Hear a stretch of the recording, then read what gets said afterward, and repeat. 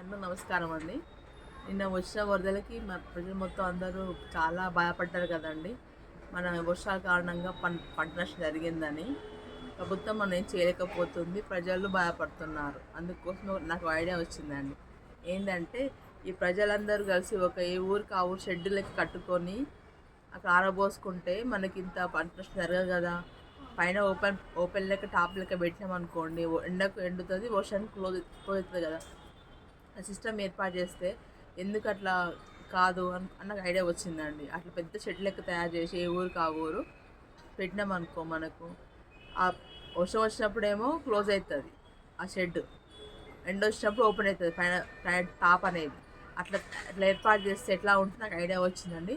దీంట్లో మీకు ఎవరికన్నా దీని ద్వారా ఎవరికన్నా మీకు ఆలోచనలు వస్తే మాకు చెప్పండి. మీరు కూడా ఒక యూనిట్ లెక్క ఏర్పడి ఏ ఊరికి ఆ ఊరు మీరు ఒకటి ఏర్పాటు చేసుకొని చేస్తే బాగుంటుంది. ప్రజలకి నష్టం జరగకుండా ప్రతి సంవత్సరం టూ టైమ్స్ వస్తుంది ఇట్లా ప్రతి సంవత్సరం. అట్లా ప్రతి సంవత్సరం బాధపడుతూనే ఎవరు కాదు రైతు మాత్రం. మనం చూస్తూనే ఉన్నాం కదా, ఎవరు చేయలేకపోతారు. 6 months 1 year కష్టపడే కష్టం అంతా వెళ్ళిపోతుంది. కాబట్టి మన కష్టం అంతా వేస్ట్ కాకుండా ఉండాలంటే, ఆ పంట జరగకుండా ఉండాలంటే ఇలా ఆలోచిస్తే ఎలా ఉంటుంది. చేతికి వచ్చిన పంట ఖరాబ్ కాకుండా అంటే ఏం చేయాలి? కొంచెం అట్లా ఆశించి అందరూ మీ తెలిసిన మన మన మన సబ్స్క్రైబర్ అందరూ చూసి మీ తెలిసిన ఐడియాస్ వస్తాయి. కానీ చాలామంది మేధాలు ఉంటారు దేంట్లో చూసిన వాళ్ళు చూడండి. ఒక ఐడియా ఆలోచించి ఫాలోఅప్ చేయండి. అలా మా ప్రభుత్వానికి బెనిఫిట్ ఉంటుంది, మనకు బెనిఫిట్ ఉంటుందండి. మన రైతులు చాలా హ్యాపీగా ఫీల్ అవుతారు.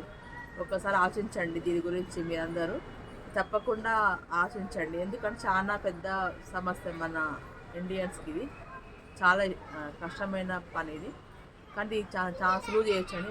మన వాళ్ళు చాలామంది గొప్ప వాళ్ళు చాలా ఆలోచించి చాలా కష్టపడి కూడా స్లో చేశారు. అందుకే ఇది కూడా ఆలోచించి మీద ఒక పని ఈజీగా చేయండి. రైతులకి ఎవరికో తెలివైన వాళ్ళు ఉంటే దీనికోసం ఒక ప్రణాళిక చేసి రైతులకు ఇస్తే వాళ్ళు చాలా లైఫ్ లాంగ్ మనకి ఒక చాలా గాడ్ గిఫ్ట్ లెక్క వాళ్ళు కూడా అనుకుంటారు. ప్రభుత్వం కూడా పెద్ద ఐడియా ఇస్తే వాళ్ళు కూడా చేయొచ్చు. ప్రభుత్వం కూడా చేయొచ్చు ఏదోటి. మీరు కొంచెం సలహా తీసుకొని కొంచెం చెయ్యండి.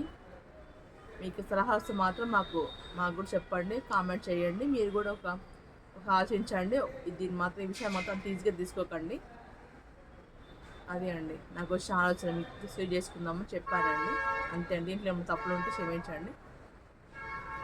ఇది మాత్రం నాకు బాధ కలిగింది కాబట్టి దీన్ని టీవీ చూడడం కాదు, దీన్ని మనం ఏదైనా అప్లై చేస్తే బాగుంటుందండి. టీవీ చూసి బాధపడి ప్రతిసారి వర్షాలు వచ్చినాయి బాధపడుతున్నారు, అన్నీ పంట ఖరాబ్ అవుతుంది, గవర్నమెంట్ మనకు హెల్ప్ చేయాలి అని అంటుర్రు. అది కాదు కావాల్సింది. గవర్నమెంట్ హెల్ప్ చేస్తుంది, కానీ మన సహాయం మనం కూడా చేయాలి కదా.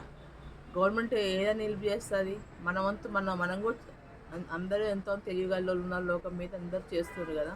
వీళ్ళు కూడా మనం కూడా కొంచెం ప్రయత్నించి మనం కూడా పైకి తీసుకురావచ్చు కదా. ఆలోచించండి దీని గురించి.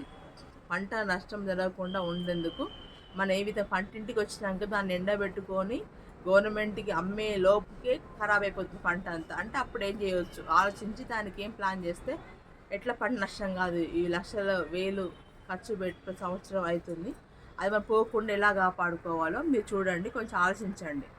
ఎండబెట్టుకొని మన బ్యాగులలో పెట్టుకుంటట్టు బస్తాలు కుట్టి ఇంటికి వస్తట్టు అది సురక్షితంగా ఇంటికి వస్తే చూడండి. అది చూస్తే మాత్రం నాకు చాలా హ్యాపీగా ఉంటుంది. అందరికీ తెలియజేస్తున్నాను. నమస్కారం అండి.